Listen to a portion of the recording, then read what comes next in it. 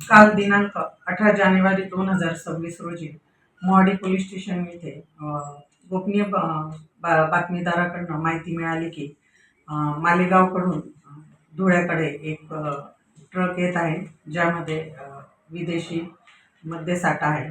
या बातमीवरून आमच्या पोलीस स्टेशनचे PSI Nitin Karande, head constable Sachin Mahag, head constable Nilesh Patil, constable Chetan Jolekar यांनी सदर ट्रकला थांबवून त्यातील मालाबाबत विचारपूस केली असता प्रथम त्याने उडवाउडवीची उत्तर दिले।